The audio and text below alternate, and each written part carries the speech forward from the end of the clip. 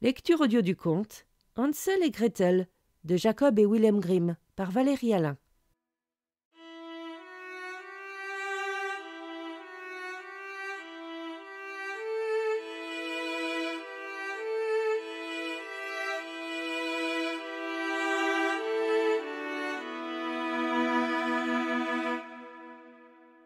À l'orée d'une vaste forêt vivait un pauvre bûcheron avec sa femme et ses 2 enfants.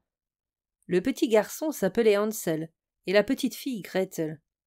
Ils avaient peu de choses à se mettre sous la dent, et un jour, alors que la disette s'était installée dans le pays, le bûcheron ne put même plus acheter son pain quotidien. Le soir, accablé de soucis, il réfléchissait dans son lit en se retournant sans cesse. Et il dit à sa femme : « Qu'allons-nous devenir ? Comment allons-nous faire pour nourrir nos pauvres enfants si nous n'avons plus rien pour nous-mêmes ?»« Homme, j'ai une idée, répondit sa femme. Demain matin, à l'aube, nous emmènerons les enfants dans la forêt, là où elle est la plus épaisse. Nous leur allumerons un feu, et nous leur donnerons à chacun un dernier morceau de pain. Puis nous irons travailler, et nous les laisserons seuls. Ils ne retrouveront pas le chemin de la maison, et ainsi nous serons débarrassés d'eux. Non, femme, dit le bûcheron, je ne le ferai pas. Comment aurais-je le cœur d'abandonner mes enfants dans la forêt, là où les bêtes sauvages auront tôt fait de venir les mettre en pièces ? Oh, imbécile que tu es! Alors nous devrons mourir de faim tous les 4, et il ne te restera plus qu'à préparer les planches pour les cercueils, dit la femme. Elle ne lui laissa pas de repos jusqu'à ce qu'il finisse par accepter. Mais j'ai tout de même pitié de ces pauvres enfants, dit l'homme. Les 2 enfants avaient si faim qu'ils n'avaient pas réussi à trouver le sommeil eux non plus, si bien qu'ils avaient entendu ce que la marâtre avait dit à leur père. Gretel se mit à pleurer amèrement et dit à Hansel : « À présent, c'en est fait de nous. »« Tais-toi, Gretel, dit Hansel, ne te chagrine pas, j'arriverai bien à nous tirer d'affaire. » Et quand les parents furent endormis, il se leva, s'habilla, ouvrit le battant inférieur de la porte et se glissa dehors. Dehors, la lune brillait et la nuit était claire, et les petits cailloux blancs qui recouvraient le sol devant la maison brillaient comme autant de pièces de monnaie. Hansel se pencha et en mit autant qu'il put dans la poche de son habit. Puis il rentra et dit à Gretel : « N'aie pas peur, petite sœur chérie, et endors-toi paisiblement. Le bon Dieu ne nous abandonnera pas. » Sur ce, il se recoucha. Au point du jour, avant même que le soleil ne fût levé, la femme vint réveiller les 2 enfants. « Debout, paresseux que vous êtes! Nous allons chercher du bois dans la forêt. » Puis elle donna à chacun un petit morceau de pain en disant : « Tenez, voilà quelque chose pour le repas de midi. Mais ne le mangez pas avant, car vous n'aurez rien d'autre. » Comme Hansel avait les cailloux dans sa poche, Gretel mit le pain sous son tablier, puis ils prirent tous ensemble le chemin de la forêt. Quand ils eurent marché un petit moment, Hansel s'arrêta et se retourna pour regarder la maison. Puis il le fit encore et encore. « Hansel, qu'as-tu donc à regarder et à rester en arrière ? Fais attention à ne pas oublier tes jambes, lui dit son père. « Ah, père, répondit Hansel, je regarde mon petit chat blanc qui est grimpé en haut sur le toit et qui veut me dire au revoir. » « Imbécile, ce n'est pas ton petit chat, c'est le soleil du matin qui éclaire la cheminée, rétorqua la femme. Cependant, Hansel n'avait pas regardé le petit chat, mais à chaque fois il avait jeté sur le chemin un des cailloux brillants qu'il avait dans sa poche. Lorsqu'ils furent parvenus au cœur de la forêt, le père dit : « À présent, ramassez du bois, les enfants. Je vais mettre un feu pour que vous n'ayez pas froid. » Hansel et Gretel ramassèrent du petit bois suffisamment pour former une petite montagne. Le père alluma le feu et quand les flammes furent bien hautes, la femme dit : « Allongez-vous près du feu, les enfants, et reposez-vous, pendant que nous allons couper du bois dans la forêt. Quand nous aurons fini, nous reviendrons vous chercher. » Hansel et Gretel étaient assis près du feu, et à midi chacun mangea son petit morceau de pain. Et comme ils entendaient les coups de cognée, ils pensaient que leur père était dans les parages. Cependant, ce n'était pas la cognée, mais une branche que leur père avait attachée à un arbre sec, et qui en frappait le tronc à chaque coup de vent. Et quand les enfants furent restés longtemps ainsi, leurs yeux se fermèrent tant ils étaient épuisés. et ils s'endormirent profondément. Quand ils se réveillèrent enfin, il faisait nuit noire. Gretel se mit à pleurer et dit « Comment allons-nous faire pour sortir de la forêt à présent ?»« Attends un peu, jusqu'à ce que la lune se lève, et alors nous saurons bien retrouver le chemin, » lui dit Hansel, pour la consoler. Et quand la lune fut pleine dans le ciel, Hansel prit sa petite sœur par la main et suivit la trace des cailloux qui scintillaient comme des pièces de monnaie fraîchement frappées et qui leur indiquaient le chemin. Ils marchèrent pendant toute la nuit, et au petit matin ils arrivèrent à la maison de leur père. Ils frappèrent à la porte. La femme vint leur ouvrir, et voyant que c'était eux, elle leur dit « Méchants enfants que vous êtes, pourquoi avez-vous dormi aussi longtemps dans la forêt? Nous avons cru que vous ne reviendriez jamais. » Le père, quant à lui, se réjouissait, car cela lui avait fendu le cœur de les abandonner ainsi. Peu de temps après, la misère se rappela à eux de nouveau, et la nuit les enfants entendirent leur mère parler à leur père ainsi pendant qu'ils étaient couchés. « Il y a de nouveau plus rien à manger. Il ne nous reste qu'une demi-miche de pain, après quoi ce sera fini. Les enfants doivent partir. Nous allons les emmener encore plus profondément dans la forêt, pour qu'ils ne retrouvent pas le chemin de la maison. C'est la seule façon de nous en sortir. » L'homme avait le cœur gros et il se disait « Tu ferais mieux de partager ta dernière bouchée de pain avec tes enfants. » Mais la femme ne voulut rien entendre de ce qu'il disait. Elle se mit à pester et à lui faire des reproches. « Quand le vin est tiré, il faut le boire. » Et comme l'homme avait cédé la première fois, il dut le faire une seconde fois. Cependant, les enfants ne dormaient pas encore, et ils avaient entendu la conversation. Quand les parents furent endormis, ils voulurent sortir pour aller ramasser des cailloux comme la fois précédente. Mais la femme avait fermé la porte à clé, si bien qu'il ne put sortir. Il consola tout de même sa petite sœur en disant « Ne pleure pas, Gretel, et dors tranquillement. Le bon Dieu trouvera bien un moyen de nous aider. » Tôt le matin, la femme vint réveiller les enfants. Elle leur donna un morceau de pain, mais il était encore plus petit que la fois précédente. Sur le chemin de la forêt, Hansel émietta son pain dans sa poche. Et il s'arrêtait souvent pour jeter un petit morceau de pain par derrière. « Hansel, qu'as-tu à t'arrêter et à regarder derrière toi? Avance !» lui dit son père. « Je regarde ma petite colombe qui est perchée sur le toit et qui veut me dire au revoir, » répondit Hansel. « Imbécile, ce n'est pas ta petite colombe, c'est le soleil du matin qui éclaire la cheminée, » lui dit la femme. Mais pendant ce temps, Hansel jetait par terre tous ces petits morceaux de pain les uns après les autres. La femme conduisit les enfants encore plus profondément dans la forêt, à un endroit où ils n'étaient encore jamais allés de leur vie. Ils y allumèrent de nouveau un grand feu et la mère leur dit « Restez ici les enfants, et quand vous serez fatigués, vous pourrez dormir un peu. Nous allons couper du bois dans la forêt, et ce soir, quand nous aurons terminé, nous reviendrons vous chercher. » Quand il fut midi, Gretel partagea son pain avec Hansel, qui avait émietté le pain sur le chemin. Puis ils s'endormirent et la soirée passa. Mais personne ne vint chercher les pauvres enfants. Ce n'est que lorsqu'il fit nuit noire qu'ils se réveillèrent, et Hansel consola sa petite sœur en disant « Attends juste que la lune se lève, Gretel. Alors nous verrons les petits morceaux de pain que j'ai semés par terre, et ils nous montreront le chemin de la maison. »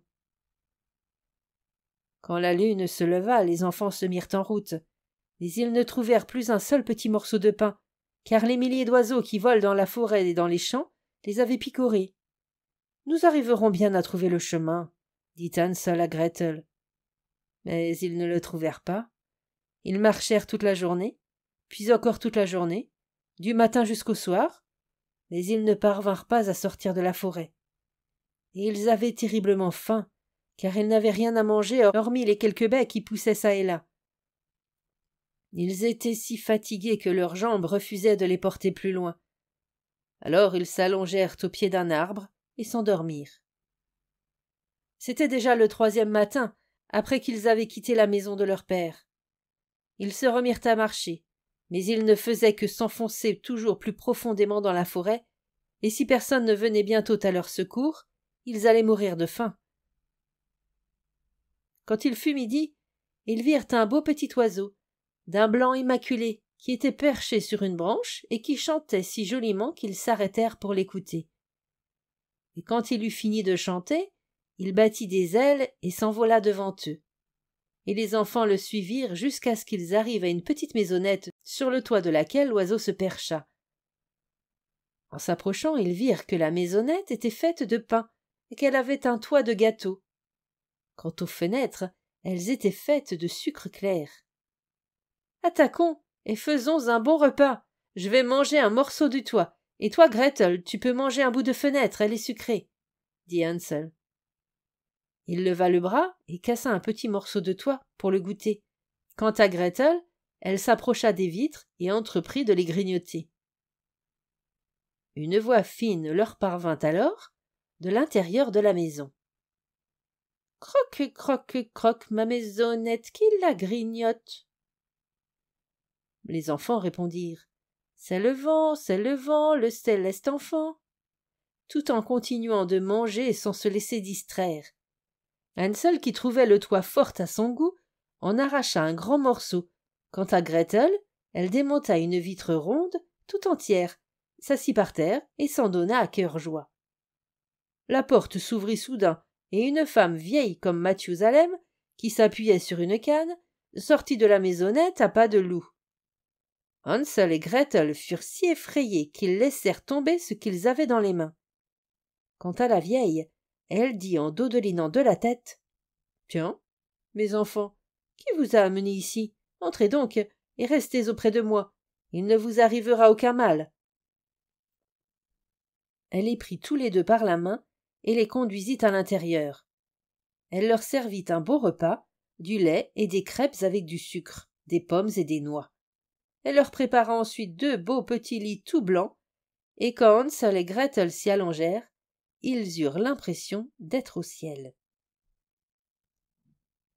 Mais la vieille faisait seulement semblant d'être gentille. En réalité, c'était une méchante sorcière qui guettait les enfants, et elle avait construit la maisonnette de pain dans l'unique but de les attirer. Quand un enfant lui tombait entre les mains, elle le tuait, le faisait cuire et le mangeait, et c'était pour elle un jour de fête. Les sorcières ont des yeux rouges, et elles ne peuvent pas voir loin, mais elles ont l'odorat très fin, comme les animaux, et quand des humains s'approchent, elles le sentent. Quand Hansel et Gretel s'approchèrent de chez elle, elle éclata d'un rire mauvais et dit d'un ton railleur « Ceux-là, je les tiens, et ils ne m'échapperont pas. »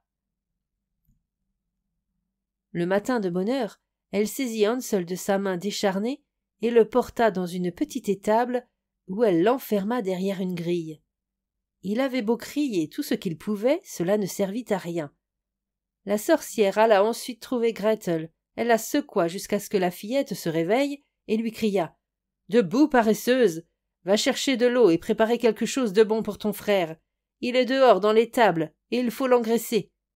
Quand il sera bien gras, je le mangerai. » Gretel se mit à pleurer amèrement, mais tout était vain, et elle dut faire ce qu'exigeait la méchante sorcière. Désormais on préparait pour le pauvre Hansel la meilleure nourriture qui soit, alors qu'on ne donnait à Gretel que des carapaces d'écrevisses.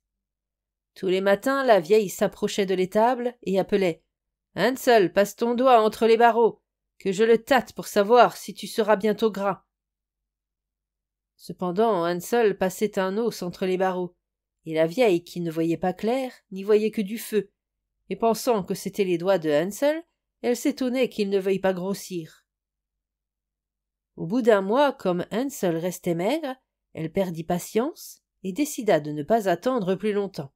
« Voilà, Gretel, dépêche-toi d'aller chercher de l'eau. Que Hansel soit gras ou maigre, je le tuerai et le mangerai demain. » Ah, comme la pauvre petite sœur pleurait, tout en portant l'eau, et comme les larmes roulaient sur ses joues. « Dieu bien-aimé, aide-nous donc. Si seulement les bêtes sauvages nous avaient dévorés dans la forêt, nous serions morts ensemble, » s'écria-t-elle. « Épargne-moi tes jérémiades, » rétorqua la vieille. « Tout cela ne te servira à rien. » Le lendemain matin, Gretel dut sortir de bonne heure pour accrocher à la crémaillère le chaudon rempli d'eau et allumer le feu. Nous allons commencer par faire du pain, dit la vieille. J'ai déjà fait chauffer le four et préparé la pâte.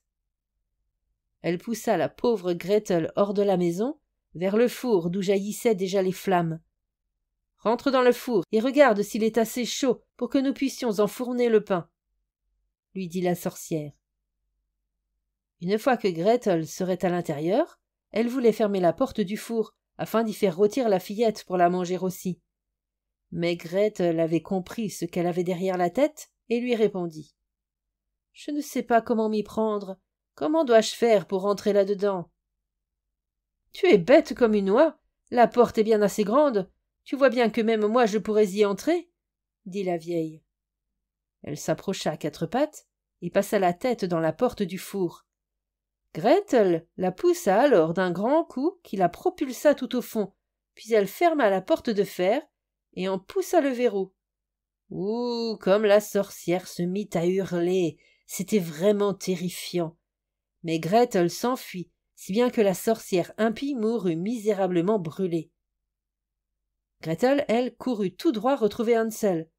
Elle ouvrit son étable en lui criant « Hansel, nous sommes délivrés, la vieille sorcière est morte !» Hansel se précipita à l'extérieur aussi vite qu'un oiseau à qui on ouvre la porte de sa cage.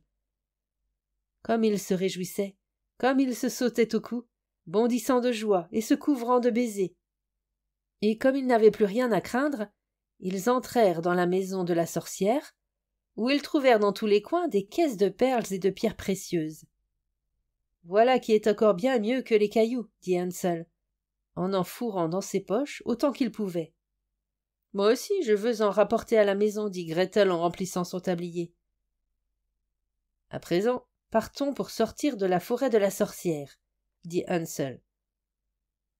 Après quelques heures de marche, ils arrivèrent au bord d'un grand cours d'eau. « Nous ne pouvons passer de l'autre côté, » dit Hansel. « Je ne vois pas de passerelle ni de pont. »« Il n'y a pas non plus de barques, » répondit Gretel.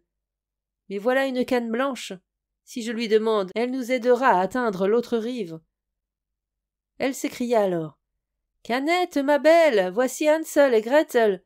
Pas de passerelle ni de pont. Prends-nous sur ton dos tout blanc. » La canne s'approcha en effet de la rive et Hansel monta sur son dos, puis il dit à sa sœur de le rejoindre. « Non, répondit celle-ci, ce serait trop lourd pour la petite canne. Elle nous fera passer sur l'autre rive l'un après l'autre. » C'est ce que fit le gentil animal, et quand ils furent parvenus de l'autre côté et qu'ils eurent marché un petit moment, la forêt leur parut de plus en plus familière, et finalement ils aperçurent de loin la maison paternelle. Ils se mirent alors à courir, se précipitèrent à l'intérieur et se jetèrent au cou de leur père. Celui-ci n'avait pas connu un instant de bonheur depuis le moment où il avait abandonné ses enfants dans la forêt. Quant à sa femme, elle était morte. Gretel vida son tablier, éparpillant les perles et les pierres précieuses dans la pièce, pendant que Hansel jetait autour de lui par poignées entières celles qu'il avait dans les poches. Tous leurs soucis prirent alors fin, et ils vécurent ensemble dans une joie sans mélange. Mon conte est fini. Là-bas court une souris, et qui l'attrapera, un très, très grand bonnet de fourrure s'en fera.